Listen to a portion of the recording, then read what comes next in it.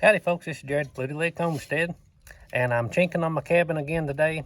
I know I've been chinking on this thing for years, but chinking's kind of slow and tedious, and you gotta kind of forget how bad you hate it before you do it again.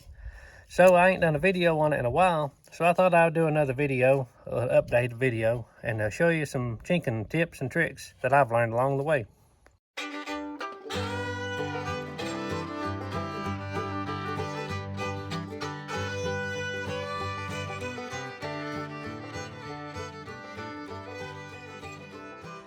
Okay, here we have a crack here, and it's about big as your hand, about 4-inch crack.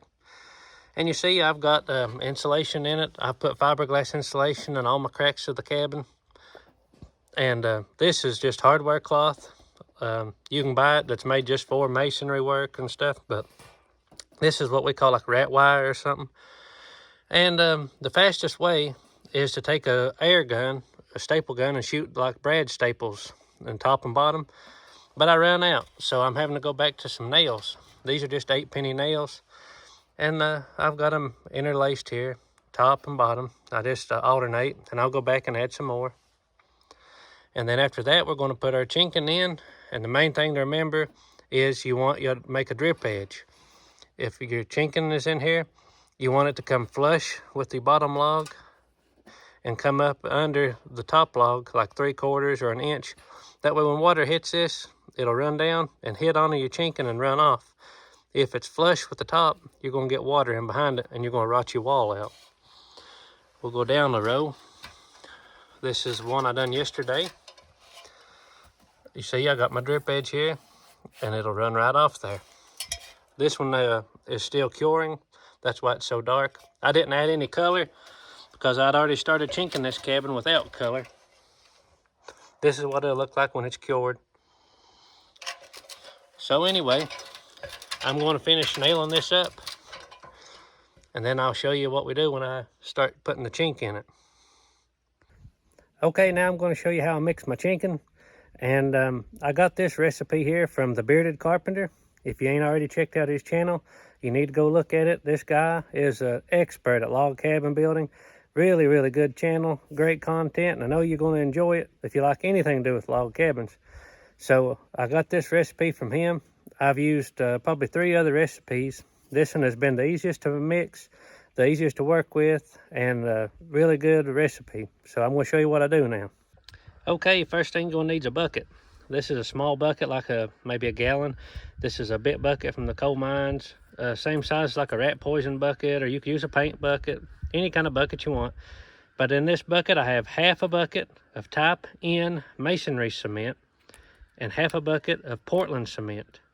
So that's what I'm going to start with. Then I'm going to get 3 of these little buckets of sand. And that's my ratio. This sand, I take this IBC tote and I cut the top off of it. And I can put this in the back of my truck, go to the gravel yard and get me some sand, unload it with my tractor. And it's really handy. Okay, right here is where it would be good to have a little concrete mixer. I've got one, but for the sake of the video, and a lot of people don't, I'm going to show you. I just take my trowel and I work this together real good while it's dry, mix it up some. I'll do this whole pan like this before I add my water to it. So I'm going to mix this up and I'll show you when I get it done. All right, we're going to put a little water in it. And depending on how wet your sand is, depends on how much water you're going to need. And I just keep folding that in. You could use a hoe, shovel. I just use my little trowel here.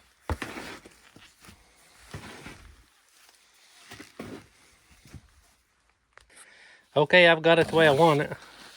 You see, it's drier than like if you was laying block or something. But you could do it a little bit drier than this. Just play with it and get it the way it works good for you. Now, one of the best tools I found when you're chinking the cabin is one of these hawks. This is a mud hawk, whatever you call it. You put your mortar on here, and you can hold it and hold it right up to your crack and work right off of it. So I'm going to load this up and climb my ladder. All right, we're up on our ladder. I've got my hawk tucked in my log right here on this ladder to hold it for me while I'm videoing. But you can hold this hawk right up against your crack if you want to and push your chinking right in. And we're just going to work it in. Get it in that wire good.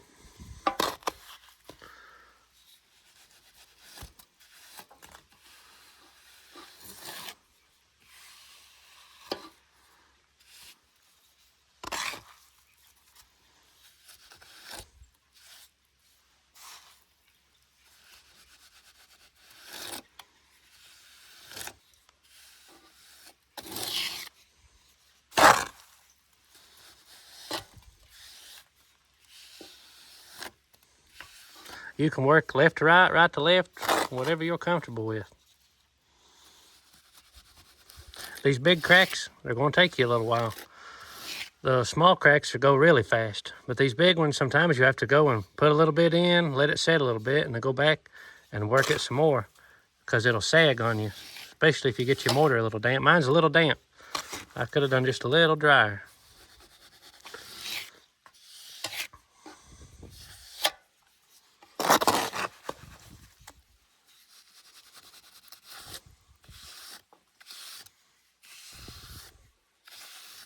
You just make sure you get it tucked up to the top real good and close. You ain't got no wire hanging out. And I'm gonna keep working my way right across this crack.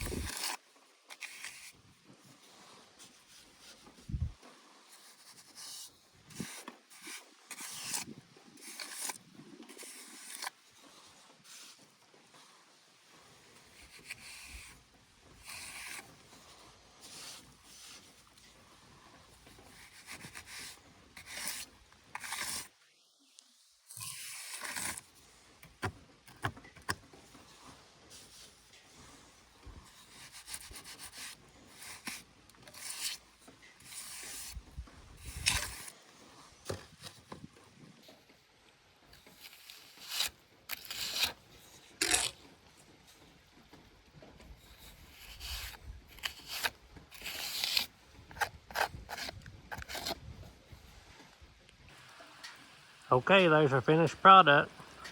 Now we just let it dry and let it age, and it'll all match the rest of it. Started to rain on me now, so I'm gonna get in, have a good hot cup of coffee.